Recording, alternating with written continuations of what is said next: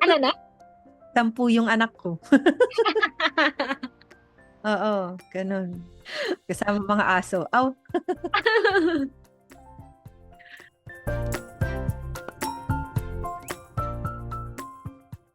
Pero at least 'di ba kahit ganun yung ano, yung kahit ganun kadami yung client mo ngayon, meron ka bang time para sa ibang ano. Kasi alam mo ba lately parang isa lang yung client ko 'di ba? Pero parang feeling ko nabe-burnout pa rin ako. Kasi hindi kasi ako lumalabas. Parang dito ko na realize na parang grabe, iba pa rin pala yung maaarawan ka, makikita mo yung labas. Meron kasing time sis na alam mo yung parang 3 days ako na hindi lumabas ng bahay. Parang ah, oh, paglabas ko, parang pag nakita, wow, habi ko, ganito pala, parang feeling ko, ano, tsura sa labas. oo, ganito pala Oo. yung itsura ng labas, parang ganun. Minsan lalabas ako, gabi na, so parang hindi mo makikita yung, ano, yung liwanag, parang ganun. Sabi ko, nakaka-stress pala pag ganun. Kasi parang minsan, Pero parang, ah, ano si, meron akong mga friends na ganyan. Pero ang advice ko is, dapat ma-try mo sis na mag-work ka sa coffee shop or sa labas. o yun nga yung, lately, ganun yung ginagawa ko na mag-work. Kaya lang minsan, nag-work ako sa labas pag depende kung ano yung task ko. Meron kasi akong ginagawa na hindi ko pwedeng gawin sa labas kasi kailangan ko mag-open ng multiple tabs. So, kailangan ko ng malaking monitor. Hindi ko siya magawa sa Mm, laptop. Kaya, ayun. oo. Ang hirap din. Mm-mm. Pero grabe, Sabagay. nakakaano, na-inspire ako sa'yo. So, hindi na ako pwede na siguro ulit ako mag-accept ng Charis! Check. Ano sis, ang advice ko is, ano lang, flexi or part-time, ganon. Mm-mm. Mga pitik-pitik lang. Wag yung sobrang, hindi naman tayo, naghahabol ng Totoo. 7 digits. Diyos ko, Lord. Hindi. Ano, actually, sis, Ah, meron akong client na, ano, nag, yung parang tumatawag siya sa akin, parang nagko-consult siya. Tapos hindi ko siya sinisingil ha. Binabayaran consultant. niya ako. Oo, binabayaran niya ako. Sabi ko, parang pwede ko sigurong Oo. gawin yun, no? Yung parang Yun nga yun. consultation. Oo. Mm-mm. Pwede yun. So, ayun guys, naputol lang dahil naka-free account lang tayo sa Zoom. 40 minutes lang pala yung sa Zoom. And nag-end na siya. Ang sarap ng kwentuhan namin ni Sis Kim.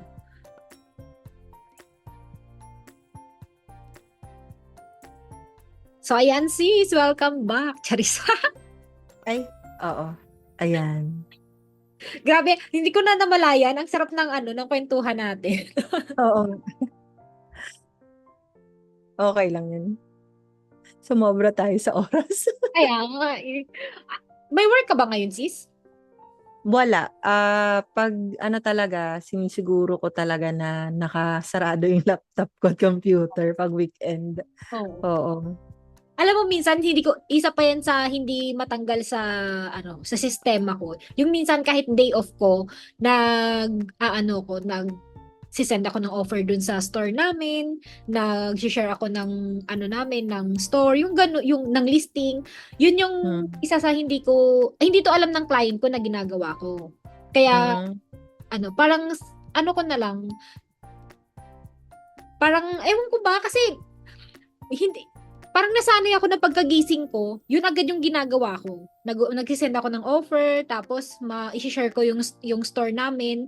So, parang hindi siya nawala sa sistema ko. Kahit day off ko, inaano ko. Ginagawa ko Ano pa. yun? Hindi mo ino-automate? Parang manual? Ganon? Ano, actually, nung last time, meron kaming tools na ginamit. Tapos, meron pa akong isang tools na tinatry ngayon. Tapos, yun, yung inaano ko na, yung ginagamit ko na yung tool namin. Dati, minamanual, alam mo ba, sobrang hirap. Sabi ko nga dun sa client ko, ngayon ha, nagamit na namin yung tools. Yung nasi-share ng tool na gamit namin, parang 5,000 listings lang a day. Mm. Mm. Sabi ko, yun lang yung kaya niyang tapusin sa isang araw. Actually, Mm. dun sa store, parang 6,000 lang yung limit. Parang may limit siya per listing. Eh, yung listing namin, 20,000.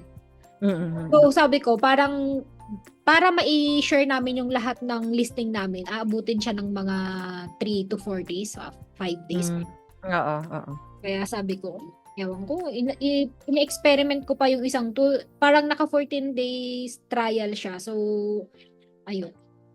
So, ayun sis, balik tayo dun sa ano, sa usap natin. Sa usap natin eh, no? Ano pa ba yung, ano? Ano pa ba yung, ano pa ba yung, ano pa ba yung hindi ko na itanong? Siguro yung ano, motivation, Mm, and then paano ko ino-organize yung mga projects. Oo. Yung, alam, Um, yun talaga yung isa sa pinaka, yung, parang gusto ko magkaroon ng idea kung anong, kung paano ginagawa ng ibang VA, yung, yung ganung yung pagmamanage ng ano ng time and paano nila minamanage yung task. Parang sa ganitong oras ito yung gagawin ko, sa ganitong oras ito yung gagawin ko sa specific time. Yan talaga hirap na hirap akong gawin. Ikaw ba meron ka bang ganun na parang specific may specific time ka na ito lang yung gagawin? Oo, sis. At saka naka-pomodoro ako. Yung style ko, parang hindi ako ma-burnout, is 20 minutes ako mag-work and then 5 minutes rest. Lahat yun ng client ko, ganun ako. Then rotation, ganun. And then, gumagamit ako ng project management tools such as Trello at saka Asana. So, per client, gumagamit ako ng tools na yan. So, by that specific time, may reminder na, oh, ito na yung gagawin ko, ganito, ganyan. And then, yun lang, parang lagi ko naman na-check yung oras. And ano kasi dati, gustong-gusto ko talaga natatapos ko yung specific na work na yon. Ganun ako dati. Like kahit mag-extend ako ng oras walang bayad. But it's not gonna work kasi na parang long term. Kasi ikaw din yung magsasuffer. Mm-mm. So I realized na hindi pala dapat gano'n. You have to wait for it na matapos talaga siya. Kung ano talaga yung oras na kaya lang siyang tapusin, then that's it. Then tomorrow ulit. And also, yung client ko na web designer, ganun din siya. Like, if hindi mo kaya today, matapos today, let's go back tomorrow. Ganon. Meron pa naman bukas. Ganon siya. So, yun. Isa yun sa mga dati naging challenges ko. 2 years, hindi. Sa pag-freelance ko siguro nung umpisa ko, first and second year, hindi ko alam yan. Although meron naman mga project management tools, pero hindi ko sinusunod. More on parang checklist ko lang yun. So, anyway, ayun. Pwede mo siyang gawing... Ginagamit mo ngayon, ikaw mismo yung nag-provide nun or si client? Merong ako lang, and then yung isa Ano ba? is May bayad ba client. yun? Yung May Trello, sana wala. Meron naman silang mga free lang. Oo. Yung may mga features na may bayad lang is pag gusto mong automated. Pagkasama yung Clockify. Kasi pwede yun eh. So, ayun siya. And then, may isa din akong client na web designer din siya. Executive assistant niya ako, pero part-time. Ano siya, very organized siya. So, gumagamit siya ng Asana and meron talagang specific na deadline. So, ngayon, ang ginagawa ko, meron akong timer or Clockify na nakatutok lang ako doon. And then 20 minutes muna and then break and then 20 minutes ulit. Ganon, para hindi nakakapagod. Kasi kung isipin mo, sis, 5 clients, marami yun in So, ayun, baka pumutok yung ugat ko. Wag Pumutok naman. mag-break. 'Di ba? Baka mamaya, ayun, mabaliw ako, nakaganon na ako dito, ganun. I mean, Ganon. minsan nga naano ko na yan eh. Yung parang, sabi ko, sa isang client ko, parang the whole day, yun lang yung ginagawa ko. Tapos parang feeling ko, ay, ewan ko. Kaya sabi ko, parang mas okay pa yung dati na may 4 akong client na flexible time. Tapos, yun parang nagagawa ko pa siya eh. Ngayon na, kahit flexible time yung dito sa client ko na to, parang feeling ko, alam mo yun, dahil nga flexible time siya, yung task ko kasi sa isang araw, hindi mo talaga siya pwedeng matapos sa isang araw. Dahil maraming trabaho eh. So parang kailangan mo talagang bigay ng oras or kailangan mong kumbaga hatiin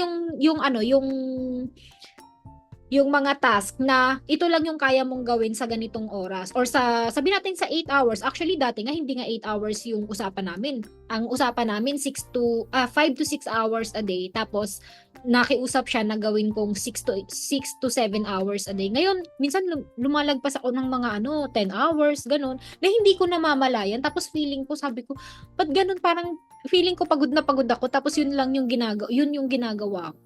Kaya sabi, Mm. parang mas okay pa dati na na meron akong ibang client kaysa siya lang. Kasi kahit papaano, alam mo yun, na iiba yung ginagawa ko. Kasi parang siguro na burnout ako dun sa paulit-ulit yung ginagawa ko na yun lang. Oo. Oo, totoo yun, sis. At saka pag may iba kang client, may clock ka. So, you have to stop. Kasi pupunta ka sa isang client. That's how it works. Alam mo, Ganun siya. di ba wala kaming time tracker. Ang ginagawa ko ngayon, para na monitor ko kung ilang oras na ako nag-work, stopwatch. Stopwatch Oo, yung yun. ginagawa ko. Tama naman, sis. Kasi minsan, sabi ko, alam mo yun, minsan mag-open ako mga 9 a.m.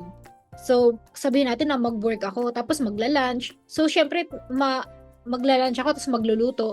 Tapos minsan, marirealize ko, 10 na, 11, nag-work pa din ako. Sabi ko ganun. Kaya, nung naisip ko yun, sabi ko, gagawa na lang ako ng paraan para na monitor ko yung trabaho ko. Ano yun, sis? Per hour ka? Hindi, meron na, ang ginawa kasi namin itong client ko na to, ginawa niya akong partner. So, ang sahod ko, nakadepende kung magkano yung, namin, yung sales. Yung sales namin. So, yun. Kaya minsan, parang, may times na malaki yung sahod, may times na lumiliit. Kasi, tawag dito, nakadepende nga siya sa sales namin.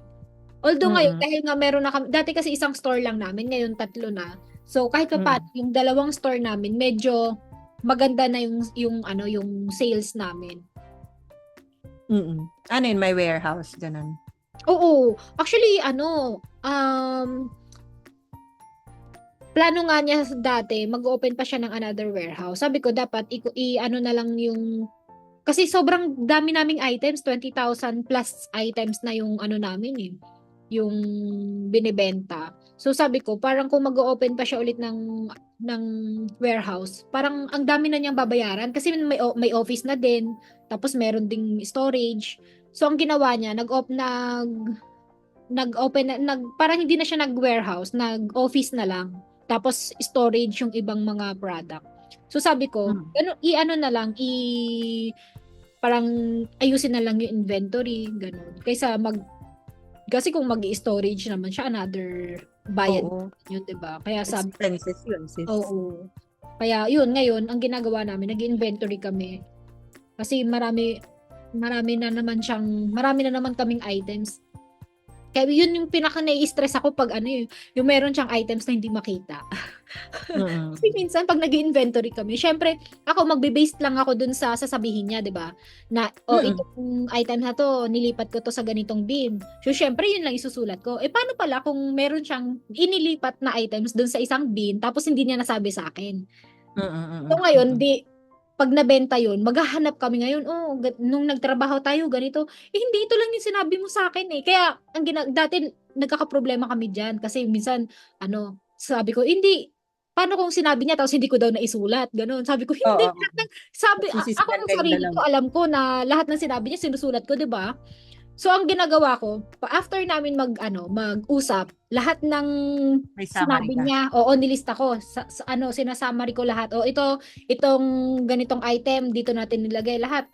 Tapos, sinisend ko sa kanya. Ngayon, sabi ko sa kanya, bago siya umalis ng warehouse, i-check niya yung message ko sa kanya kung tama ba yung mga namin, yung kung saan nga ba niya nilipat, ganun. Sabi ko, i-double check niya. Kasi siya lang yung nakakaalam nun eh. Sabi ko, ako wala akong ibang magagawa, kundi magbe-based lang talaga ako dun sa list or sa notes na meron ako. So yun ginagawa naman niya. So, nung mga nakaraan, meron time na, di ba tapos na kami mag-usap, tapos sinend ko sa kanya. Tapos biglang sasabihin niya, buti binigay mo yung list na ganito. Mali pala yung ganyan. Ito pala, hindi pala sa ganito. So sabi ko, yan, tingnan mo kung hindi niya chinek yung list na binigay ko, di pag nasip yun, problema na naman namin. Sa eBay kaya pag meron kang cancellation, talagang maapektuhan yung ratings mo. Pag bumaba yung ratings ng store mo, wala. hindi ka talaga maapektuhan talaga yung benta ng ng store. Kaya sabi ko sa Mm. niya, grabe. Importante kay inventory. Dati hindi ayaw niya mag-inventory kasi sabi niya, para saan pa yung inventory? Sabi ko, iyan kaya yung pinaka-importante sa sa business, yung inventory. 'Di ba? Kulit ng client ko eh. Minsan lagi kami nagtatalo nun. Ay, nag-Shopee ata ako. Shopee, Ayan, medyo Shopee ba ako? Sorry. Ay, medyo oo, yung internet connection ko. Yan yung sinasabi ko na pag doon tayo, diba? Ay, Buti na lang dito. ito bang client mo sis, nag-aano ba kayo? Nagmi-meeting kayo or nag-usap ba kayo?